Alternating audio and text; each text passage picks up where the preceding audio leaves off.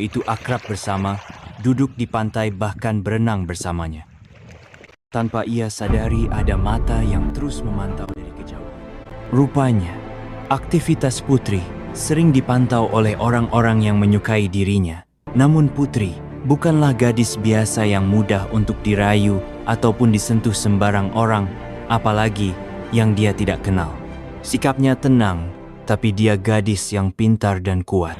Pagi itu, seorang nelayan bernama Kakaban. Ia adalah seorang pria yang baik hati, sabar, dan sangat mencintai laut. Ia dikenal sebagai nelayan yang jujur dan selalu membantu nelayan lain yang sedang kesulitan. Kakaban memiliki kebiasaan unik, yaitu melepaskan penyu-penyu yang terjaring dalam jaringnya. Ia percaya bahwa penyu adalah makhluk yang suci dan perlu dilindungi. Setiap kali ia melepaskan penyu, ia akan berdoa agar penyu-penyu tersebut dapat berkembang biak dengan baik dan menjadi simbol keberuntungan bagi nelayan lainnya. Hari itu, Kakaban menemukan sebuah pulau kecil yang indah dan berniat untuk singgah.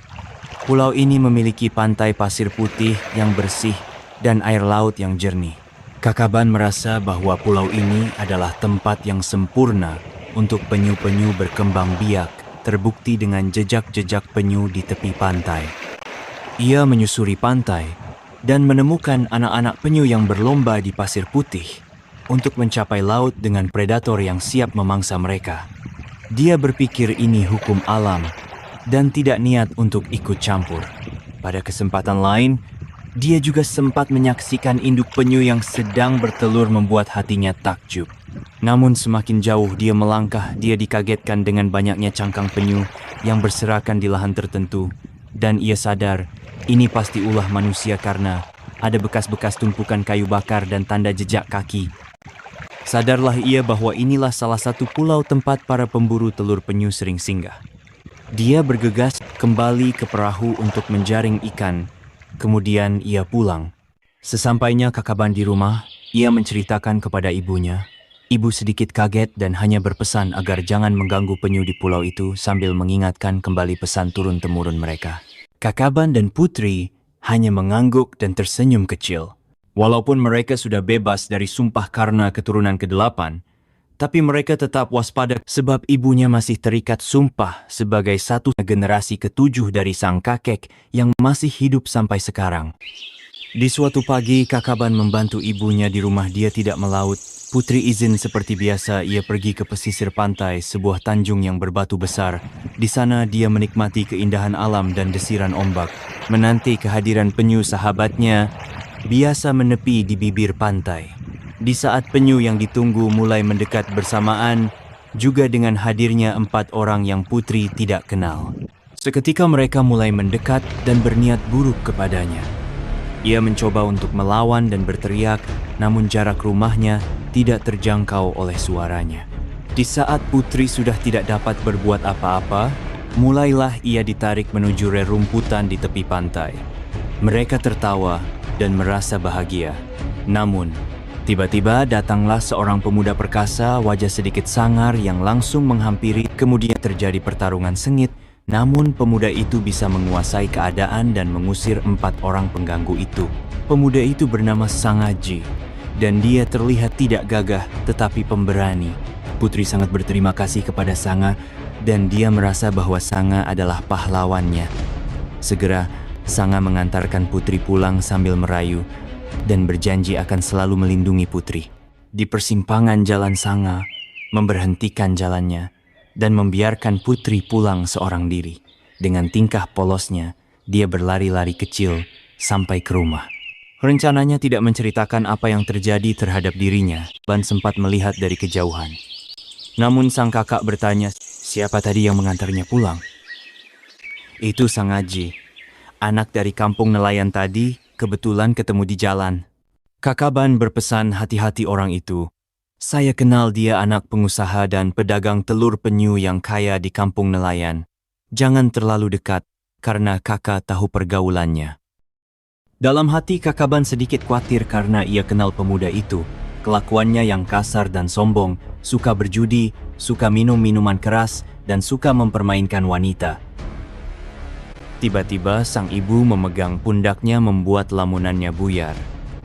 Sudahlah, Kakaban adikmu kan sudah dewasa. Yang penting dia bisa menjaga diri, kita hanya bisa berdoa yang terbaik.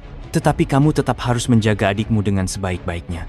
Tapi Bu, sudahlah lebih baik engkau segera selesaikan pekerjaanmu dan pergi ke laut kalau mau mencari ikan untuk hari ini. Putri segera masuk ke kamarnya, baru saja hatinya berbunga-bunga dan melupakan petaka yang hampir terjadi pada dirinya. Malah sang kakak sudah berperasaan macam-macam. Dia termenung sambil tersenyum sendiri. Tapi, apa yang tidak diketahui Putri adalah bahwa Sanghaji memiliki skenario yang sudah direncanakan sebelumnya. 4 orang pengganggu itu sebenarnya adalah orang bayarannya dan semuanya adalah bagian dari rencana Sangha untuk mendapatkan simpati Putri. Sanghaji ingin menunjukkan dirinya sebagai pahlawan yang menyelamatkan Putri sehingga dia bisa mendapatkan hatinya. Tapi, apakah Putri akan menyadari rencana Sangha atau apakah dia akan terus percaya pada Sanghaji? Hanya waktu yang akan menjawab. Hari-hari terus berlalu, Sanghaji selalu memantau sekitar pantai tempat Putri sering bermain, tetapi ia tidak pernah melihat kehadirannya. Membuat hatinya penasaran dan berpikir mungkin Putri sedikit terguncang dengan skenario yang telah ia buat. Ada getaran hati yang tanpa ia sadari kakinya terus melangkah hingga sampai ke halaman rumah Putri. Dengan sedikit ragu akhirnya ia mengucapkan salam. Ibu Putri yang dari tadi menyadari kedatangan seseorang. Ibu menyambut salamnya. Melihat pemuda yang datang terlihat ramah, dan sopan ibu membuka pintu dan menemuinya di teras depan rumah. Sementara Putri tetap di dalam rumah sambil membuka telinganya lebar-lebar. Di balik sifatnya yang kasar ternyata, Sangha bisa melembutkan hatinya untuk menggapai impiannya. Sedikit basa-basi ia berniat membawa Putri untuk jalan-jalan di sekitar pantai atau mengunjungi kampung nelayan bersamanya kalau diizinkan. Belum sempat ibu menjawab tiba-tiba. Seperti kebiasaannya, Putri keluar dengan membawa segelas teh manis untuk menghargai tamu yang datang. Dengan sedikit senyuman mempersilahkan minum dan segera kembali ke dalam rumah. Hati Sangha sedikit bergetar karena Putri memang sangat cantik. Pantaslah banyak pemuda sering berbisik-bisik tentang dirinya. Dan ia akan merasa bangga jika bisa membawa Putri ke kampungnya dan berpikir dia adalah pemenang. Batuk kecil ibu di depannya membuyarkan hayalan Sangha. Ibu menanyakan asal-usul Sanghaji pekerjaan sampai tentang orang tuanya, dan akhirnya ibu menyarankan ia minum dan segera pulang.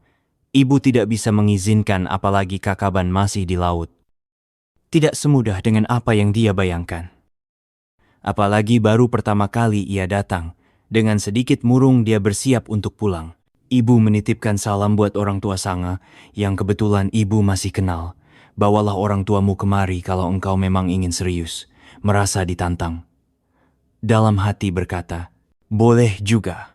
Kemudian Sangha segera bergegas untuk pulang, tak lupa mengucapkan salam dan terima kasih. Di tengah-tengah perjalanan, ia berpapasan dengan Kakaban dengan membawa hasil dari laut. Tanpa sepatah kata pun Sangha berlalu dengan sombongnya. Sesampainya Kakaban di rumah, dia menanyakan kepada ibunya, apa yang baru terjadi? Itu anak muda hanya bertamu dan menceritakan semuanya. Kakaban hanya mengingatkan hati-hati dan sedikit tidak setuju dan mengira-ngira apa yang selanjutnya akan terjadi. Beberapa minggu kemudian, datanglah utusan dari kampung nelayan mengabarkan bahwa keluarga besar Sanghaji akan datang melamar Putri. Dengan sedikit ragu, ibu Putri mempersilahkan kedatangan mereka, walaupun ada kekhawatiran kondisi rumah mereka yang sederhana akan menyambut orang kaya dari kampung nelayan. Tapi ibu tetap tenang dengan senyumnya. Hari yang dinanti akhirnya tiba. Sebuah kapal layar yang megah mendarat di tepi pantai Tanjung Batu.